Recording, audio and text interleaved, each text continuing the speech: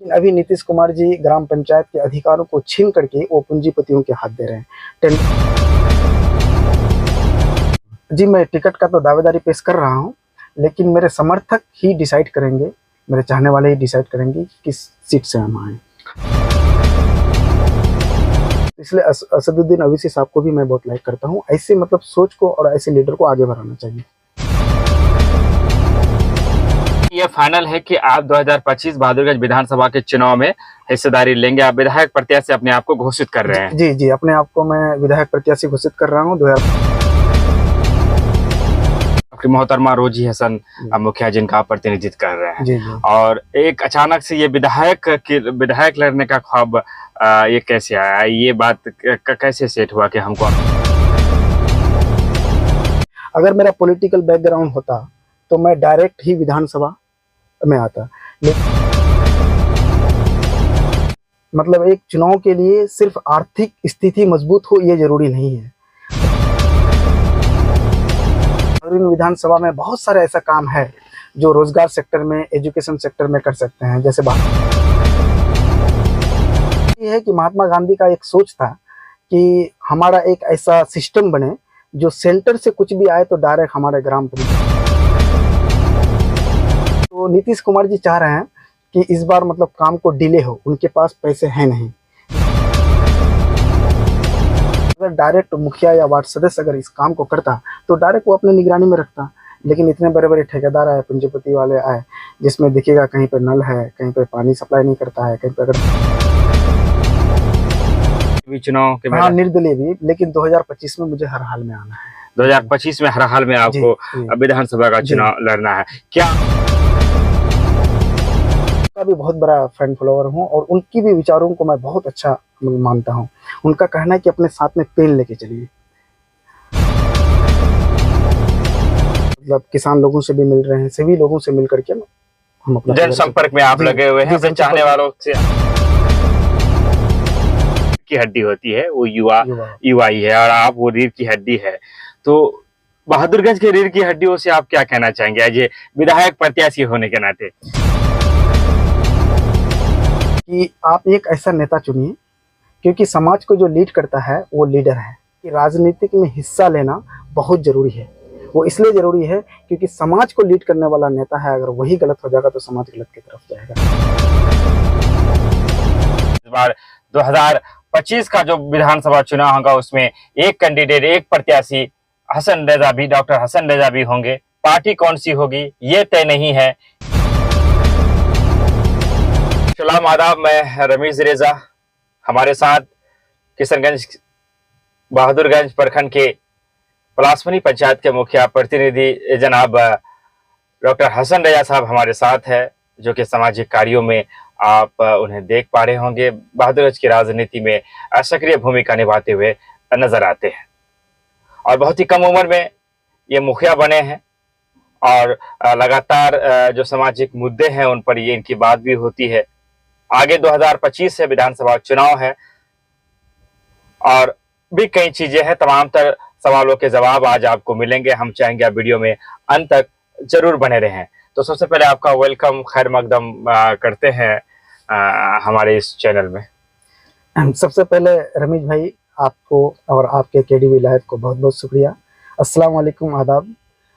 तो चलिए अब हम सवालों के दौर में आते हैं और सबसे पहले जानना चाहेंगे 2025 अनकरीब है जी। और ऐसे में आपका एक पोस्ट हमारी नज़र से जिसे मैंने देखा था उसमें आपने इशारातन ने लिखा था कि कहीं ना कहीं आप भी विधानसभा की तैयारी कर रहे हैं या फिर किसी खास पार्टी से। मैं चाहूँगा ये क्या है, इस पर थोड़ा सा बात हो जाए।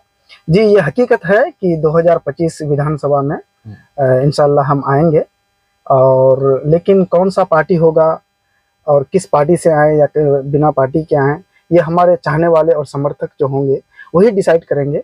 अभी मैं किसी भी पार्टी का मतलब समर्थक नहीं करता हूँ, लेकिन हाँ, जैसे प्रशांत किशोर साहब का जनस्वराज है, प्रशांत किशोर साहब के विचारों से मैं बहुत ही प्रभावित हूँ। यानी ये फाइनल है कि आप 2025 बहादुरगंज विधानसभा के चुनाव में हिस्सेदारी लेंगे। आप विधायक प्रत्याशी अपने आप को घोषित कर रहे हैं? जी जी, अपने आप को मैं विधायक प्रत्याशी घोषित कर रहा हूँ। 2025 में मैं आ रहा हूँ लेकिन मैं किस पार्टी से आऊंगा वो हमारे समर्थक जो चाहने वाले होंगे वो डिसाइड तय करेंगे। जी, वो तय करेंगे। लेकिन बीते दिनों आपकी जो सक्रियता है जन स्वराज से काफी आपको देखा गया और उनकी जो कई सभाओं में आप देखे गए। जी जी, प्रशांत किशोर साहब के जैसे मैं अपना पढ़ाई छोड़ करके जब मैं आया समाज में, पॉलिटिक्स में, तो मैं चाह रहा था कि एक ऐसा प्लेटफॉर्म खड़ा करूं जो समाज के लिए एक सामाजिक और आर्थिक लोगों को एक न्याय दे सके। लेकिन जब मैं आया यहाँ पर देखता हूँ कि प्रशांत किशोर साहब जो जन स्वराज है, उनके विचारों से मैं बहुत ही प्रभावित हूँ। उनकी जो परिकल्पना है एक नए बिहार बनाने का, एक ऐसा बिहार जो सेल्फ डिपेंडेंट हो और एक ऐसा बिहार जहाँ पर मजदूर पैदा नहीं होंगे बल्कि मजदूरों के लिए रोजगार पैदा किया जाएगा। एक ऐसा बिहार जहाँ पर लोग दूर दूर से आएंगे रोजगार के लिए। तो उनके उस विचार को, उनकी जो सोच है, उसके साथ मैं सहायता करना चाहता हूँ। क्या लगता है प्रशांत दूरदर्शी नेता साबित हो पाएंगे बिहार के लिए? जी, अब तक तो लग रहा है कि बिहार का जो नया विकल्प है वो प्रशांत किशोर साहब के जन स्वराज ही होगा। पलायन की बात कर रहे हैं लगातार बिहार, आपने भी कहा कि मजदूर नहीं पैदा होंगे, तो अगर जन स्वराज को मौका मिलता है और वो बिहार की सियासत में सक्रिय भूमिका निभाते हैं और तो क्या लगता है कि इस पर काम कर पाएंगे जन स्वराज? देखिए, वो हर बात में यही कहते हैं कि सबसे पहले अपने बच्चों के लिए सोचिए, उनकी शिक्षा, उनके रोजगार के लिए सोचिए। तो यकीनन अगर वो जन स्वराज आता है, प्रशांत किशोर साहब अगर आते हैं, तो वो हकीकत में मतलब यकीनन कि वो इसमें काम करेंगे। बहुत कम उम्र में आपको मुखिया बनने का सौभाग्य प्राप्त हुआ। जी, आपकी मोहतरमा रोजी हसन मुखिया जिनका आप प्रतिनिधित्व कर रहे हैं। जी, जी। और एक अचानक से ये विधायक लड़ने का ख्वाब ये कैसे आया? ये बात कैसे सेट हुआ कि हमको आप 2025 विधानसभा में फाइट करना है, चुनाव के रणभूमि में कूदना है? देखिए, ये विचार मेरा बहुत पहले से है, लेकिन यहाँ पर जब समाज में प्रैक्टिकली इंसान आता है तो उनका पॉलिटिकल बैकग्राउंड होना चाहिए, तभी वो आगे बढ़ पाते हैं। इसलिए जब मैं स्कूलिंग से था तभी से सोच रहा था, लेकिन मुझे लगा 2020 में कि नहीं, सबसे पहले मुझे स्टेप बाय स्टेप, सबसे पहले ग्राम पंचायत में आकर के मुझे अपना पहचान बनाना है, लोगों का हेल्प करना है जितना तक हो सके, उसके बाद मैं आगे बढ़ूंगा। अगर मेरा पॉलिटिकल बैकग्राउंड होता तो मैं डायरेक्ट ही विधानसभा में आता, लेकिन मेरा पॉलिटिकल बैकग्राउंड नहीं होने की वजह से मैं एक बहुत ही गरीब घर से बिलोंग करता हूं। मेरे पिताजी झिंगाकटा मदरसा में टीचर थे, 2016 में रिटायर किए हैं और उन्होंने मुझे MBBS की पढ़ाई की है। मैंने 3rd ईयर में ड्रॉप किया, वो सिर्फ समाज के लिए किया। आपने कहा कि मैं बहुत गरीब परिवार से आता हूँ, लेकिन आज का जो चुनावी माहौल है, खास के विधानसभा की अगर बात करेंगे, एक लंबा बजट का जरूरत होता है और बिना, कहा जाता है कि महापदान समय तमाम तर चीजें होनी चाहिए तभी कोई परिपक्व नेता बन सकता है, और बिना आर्थिक दृष्टिकोण से मजबूत हुए विधायक का चुनाव लड़ना मैंने एक असंभव सी बात लगता है। कैसे कर पाएंगे ये चीजें अगर आप विधायक लड़ते हैं तो? देखिए, मतलब एक चुनाव के लिए सिर्फ आर्थिक स्थिति मजबूत हो ये जरूरी नहीं है, बल्कि उनके विचार भी सही होंगे। जैसे मैंने पंचायत इलेक्शन में देखा, मैंने कुछ भी आर्थिक स्थिति मेरा उतना मजबूत नहीं था, लेकिन लोगों ने मुझे सपोर्ट किया, मेरे विचार सही थे। मैंने लोगों के घर घर गया, मेहनत किया, लोगों को बताया, समझाया, कन्विंस किया, लोगों ने मुझ पर विश्वास जताया। ऐसे ही मैं विश्वास करता हूँ बहादुरगंज विधानसभा के सभी आम जनता पर, लोगों पर, कि वो हम पे इस बार विश्वास करेंगे। कि कौन कौन से ऐसे मुद्दे होंगे अगर आप विधायक का चुनाव में आते हैं जिन मुद्दों पर आप फोकस करेंगे बहादुरगंज विधानसभा के अंतर्गत? अगर मुद्दों की हम बात करें तो देखिए, बहादुरगंज विधानसभा में बहुत सारे ऐसा काम है जो रोजगार सेक्टर में, एजुकेशन सेक्टर में कर सकते हैं। जैसे बहादुरगंज अपना कॉलेज है, उसको हम लोग डिग्री कॉलेज बना सकते हैं।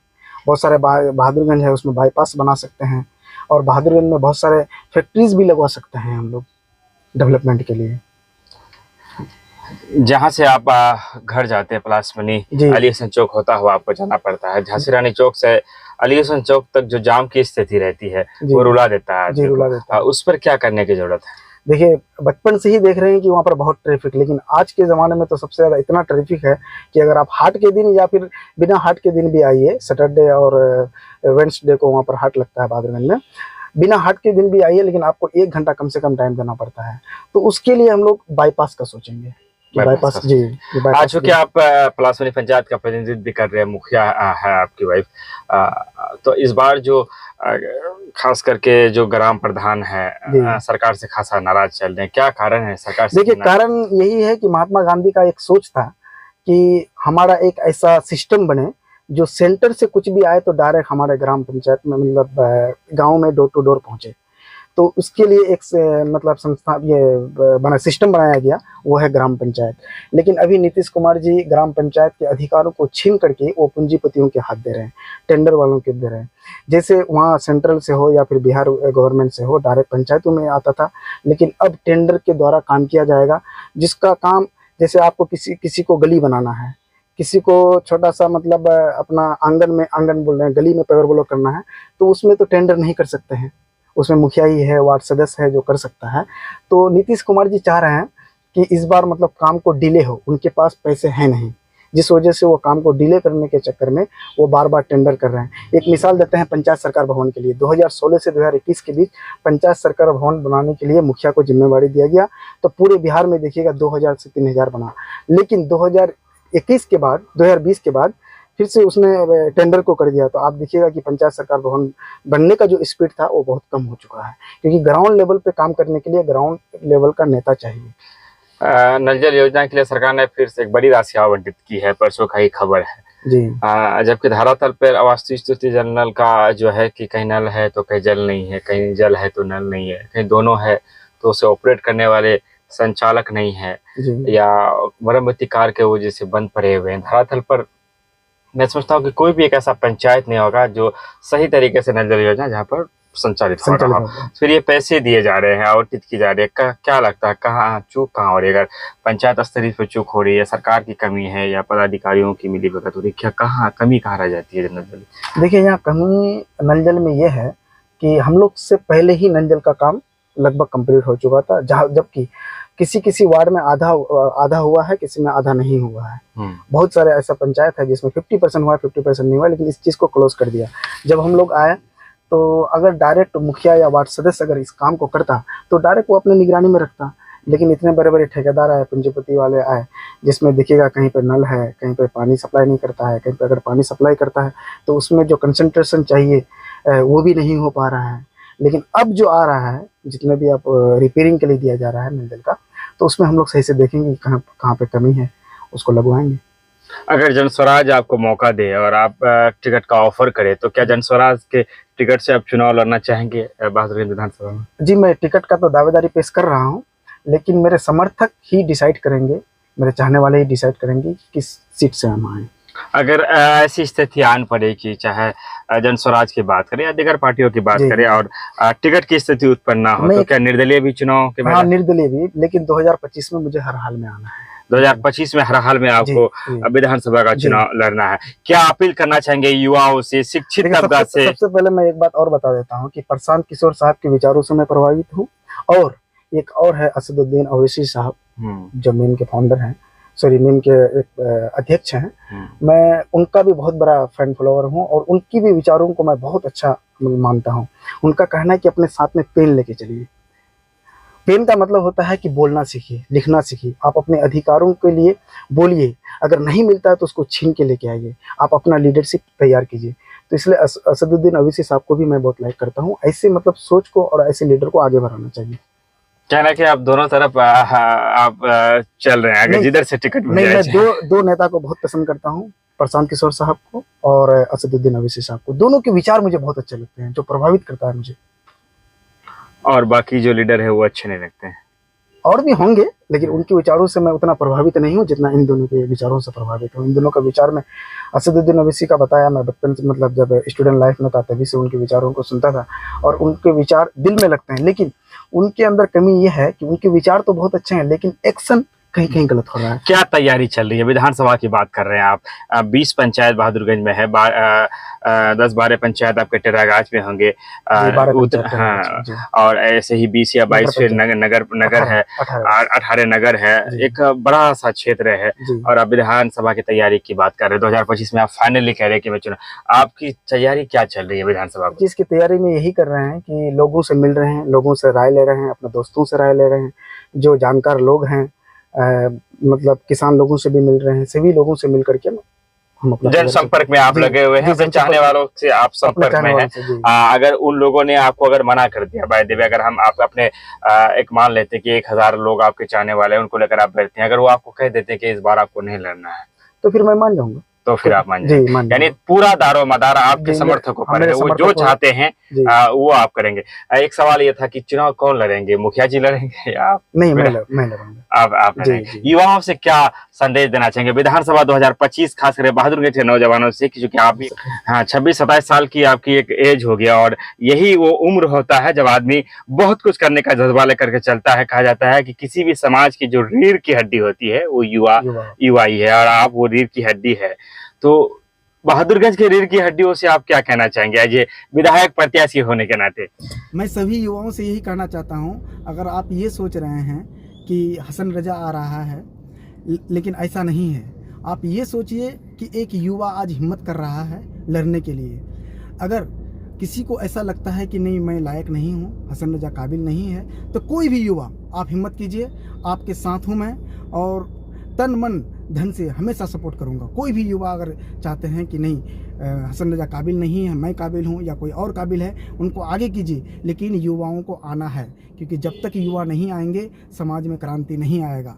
और हमेशा समाज में क्रांति तभी आया है जब युवा जगे हैं, युवा अपने अधिकार के लिए मांग किए हैं। दिली ख्वाहिश है कि इस बार बहादुरगंज विधानसभा में कोई युवा ही लड़े, ताकि बहादुरगंज विधानसभा का विकास हो सके। बहादुरगंज के सभी युवाओं से मैं यही अपील करता हूँ कि आप एक ऐसा नेता चुनिए, क्योंकि समाज को जो लीड करता है वो लीडर है, और लीडर आपको ऐसा होना चाहिए जिनकी सोच सही हो, जो सही एक्शन ले। क्योंकि जब समाज को लीड करने वाले अगर गलत होंगे तो समाज गलत की तरफ जाएगा, अगर समाज को लीड करने वाले अगर सही होंगे तो समाज सही तरफ जाएगा। और लोगों से मैं कहना चाहता हूँ, कोई भी, रमेश भाई, अभी कोई भी ऐसा इंसान नहीं है जो अपने औलाद को पढ़ाना नहीं चाहता है। सभी इंसान पढ़ाते हैं, जितना होता है वो बेस्ट करते हैं, लेकिन पढ़ाने के बाद वो क्या सोचते हैं कि हम नौकरी दें, अपने बच्चों को रोजगार दें। लेकिन वो रोजगार और नौकरी देने वाले कौन होते हैं? नेता। लेकिन नेता, अभी हम लोग अपना सीमांचल की बात बता रहे हैं, सीमांचल में ऐसे लोगों को नेता मान रहे हैं, लोगों को नेता मानते हैं जिसके अंदर क्षमता नहीं है। जैसे मैं बता रहा हूँ कि जब मैं MBBS 3rd ईयर कंप्लीट करके आया यहाँ पर पॉलिटिक्स में, मैं बहुत, मतलब लोगों ने मुझे बहुत सारी बातें बताया कि MBBS क्यों छोड़ दिया, इसमें क्यों आ गए, राजनीतिक में नहीं आना चाहिए तुमको। लेकिन मैं यही युवाओं से अपील करता हूँ कि राजनीतिक में हिस्सा लेना बहुत ज़रूरी है। वो इसलिए ज़रूरी है क्योंकि समाज को लीड करने वाला नेता है, अगर वही गलत हो जाएगा तो समाज गलत की तरफ जाएगा। इसलिए अच्छे लोगों को लीड कीजिए, जो आपको लगे कि आपके बच्चों के लिए, आपके भाई बहनों के लिए अच्छा काम कर सकता है, तो ऐसे नेताओं को चुनिए। चलिए, आपने अपना कीमती वक्त दिया, इसके लिए आपका बेहद शुक्रिया। ये थे डॉक्टर हसन रेजा, जो कि पलासमनी पंचायत के मुखिया प्रतिनिधि है, MBBS किए हुए हैं, शिक्षित है, युवा है, और 2025 विधानसभा की इन्होंने घोषणा की कि इस बार वो लड़ेंगे। इस वीडियो के माध्यम से, हमारे माध्यम से, चैनल के माध्यम से इस बात की जानकारी लोगों तक पहुंचाने का इन्होंने प्रयास किया कि इस बार 2025 का जो विधानसभा चुनाव होगा उसमें एक कैंडिडेट, एक प्रत्याशी हसन रेजा भी, डॉक्टर हसन रेजा भी होंगे। पार्टी कौन सी होगी ये तय नहीं है, अगर जरूरत पड़ी तो निर्दलीय भी आ सकते हैं। इनके जो समर्थक हैं, इनके जो चाहने वाले हैं, वो ये तय करेंगे कि इनका अगला कदम क्या होगा। बहरहाल एक बड़ी जानकारी निकलकर सामने आई कि पलासमनी के मुखिया प्रतिनिधि डॉक्टर हसन रेजा साहब 2025 के लिए चुनावी मैदान में आएंगे और विधानसभा के प्रत्याशी होंगे। इसको लेकर आपकी अपनी एक राय हो सकती है। हम चाहेंगे कि आप अपनी राय सभ्यता, शालीनता के साथ कमेंट करें। अगर आप मुखिया जी के बारे में क्या सोचते हैं, आपको क्या लगता है, क्या दिशा निर्देश है, आप डायरेक्ट मिलकर भी इन्हें आप मशवरे दे सकते हैं, कमेंट के जरिए से भी दे सकते हैं, मुझे भी बता सकते हैं। हम चाहेंगे कि चैनल को सब्सक्राइब करते हुए बेल आइकन को प्रेस करें और ऐसी खबरों को आपको शेयर करना चाहिए। विदा लेते हैं आपसे, धन्यवाद, शुक्रिया, आदाब।